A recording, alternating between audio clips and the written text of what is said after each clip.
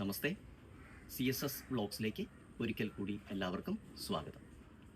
നമ്മൾ കഴിഞ്ഞ എപ്പിസോഡിൽ കണ്ടു ഡ്രാഗൺ ഫ്രൂട്ടിൻ്റെ നടീൽ രീതിയാണ് ഇന്ന് പറയുന്നത്. ഡ്രാഗൺ ഫ്രൂട്ട് രണ്ട് തരമുണ്ട്. അകം വെള്ളയുമുണ്ട്, അകം ഡാർക്ക് പർപ്പിളും ഉണ്ട്.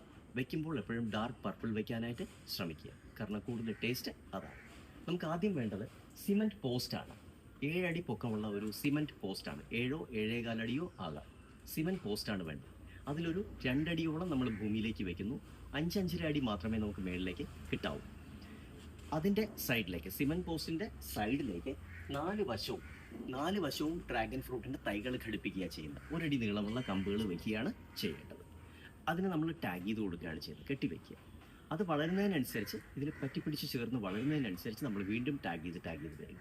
5 അടി പൊക്കം എത്തിക്കഴിയുമ്പോൾ ഏറ്റവും മേളിൽ, പോസ്റ്റിൻ്റെ മേളിൽ നമ്മൾ ശ്രദ്ധിക്കണം. പോസ്റ്റ് ഉണ്ടാക്കുമ്പോൾ 2 വശവും സുഷിരങ്ങൾ ഉണ്ടാകണം.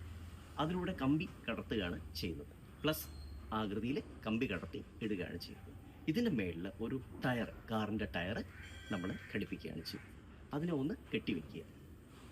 ഡ്രാഗൺ ഫ്രൂട്ട് വളർന്ന് ഇതുപോലെ ഈ കാണുന്ന പോലെ താഴേക്ക് വരും. താഴേക്ക് വന്നാൽ മാത്രമേ ഡ്രാഗൺ ഫ്രൂട്ട് ഫ്ലവർ ചെയ്യുകയുള്ളൂ, ഫ്രൂട്ട് ചെയ്യും. ഇതാണ് ഇതിൻ്റെ നടീൽ രീതി. താഴേക്ക് വന്നു കഴിഞ്ഞാൽ ഉടനെ തന്നെ ഒരു വർഷത്തിനുള്ളിൽ തന്നെ, അല്ലെങ്കിൽ ഒരു 6 മാസത്തിനുള്ളിൽ തന്നെ അത് ഫ്ലവർ ചെയ്യും. വളം ചേർക്കേണ്ടത് എല്ലുപൊടി, വേപ്പും പിണ്ണാക്ക്, ചാണകപ്പൊടി നന്നായിട്ട് കൊടുക്കാം. നൈട്രജൻ കൂടുതലുണ്ട്, ഗ്രോത്ത് പെട്ടെന്ന് കിട്ടും. ഫ്ലവറിങ് ടൈം ആകുമ്പോൾ, ഏതാണ്ട് മാർച്ച് ഏപ്രിൽ മാസമാകുമ്പോൾ ഏറ്റവും കൂടുതൽ നമ്മൾ കൊടുക്കേണ്ടത് എല്ലുപൊടിയാണ്.